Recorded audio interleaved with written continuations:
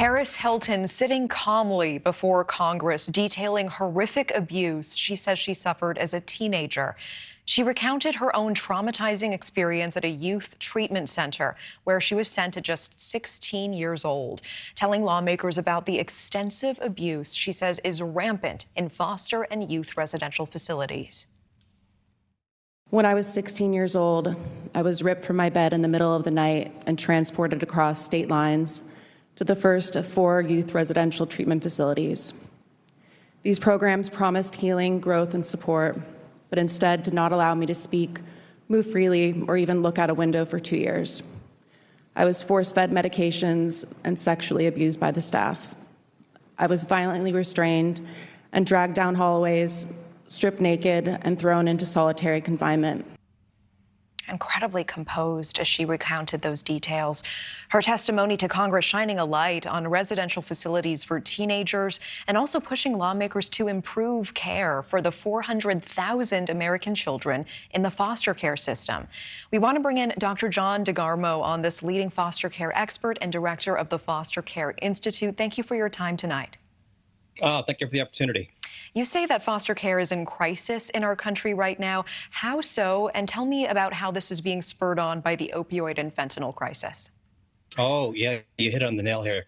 You know, when you have more opiates coming into our nation and more people becoming addicted to the opiates, where do the children go when the parents are incarcerated? Where do the children go when the parents are hospitalized? Where do the children go when the parents die?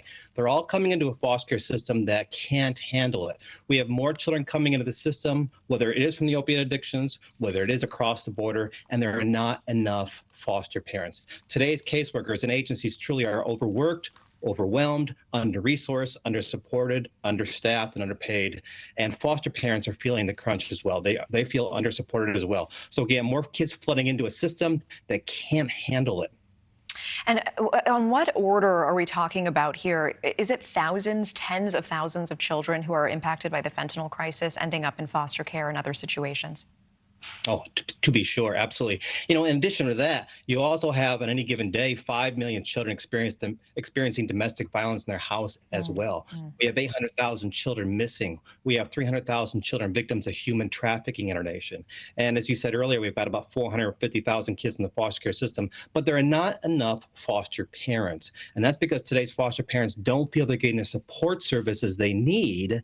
In addition, on top of that, we're also in the real pandemic, mental health for our children. That is a true pandemic. You know, we're seeing a 70% increase in teenage suicide attempts since the lockdowns. We're seeing child depression at an all-time high. So when these kids are coming to a foster care system, so many foster parents aren't equipped to handle the many mental health issues that these children have. So foster parents are quitting as a result as well. I do want to talk about solutions, but very quickly, can I ask, were any of the details in Paris Hilton's testimony shocking to you?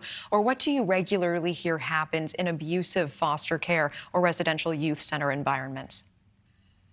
It doesn't shock me, but it is, again, it's not the norm either. We do, you know, to be sure, there are some bad eggs in every barrel, so to speak. The majority, though, of those facilities are run well. But so many of these facilities, again, truly are overwhelmed with the number of children coming in, and they don't have the staff. They don't have the staff equipped with the proper resources and training to handle these issues.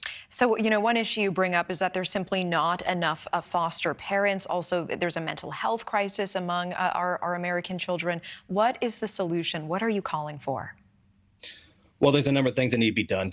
To begin with, foster parents have to have the support services in place to handle these children. There needs to be a lower ratio of caseworkers to foster parents so caseworkers are not so overwhelmed. We need to hire more caseworkers so they have a better opportunity to get the resources, support services to the foster parents that they have.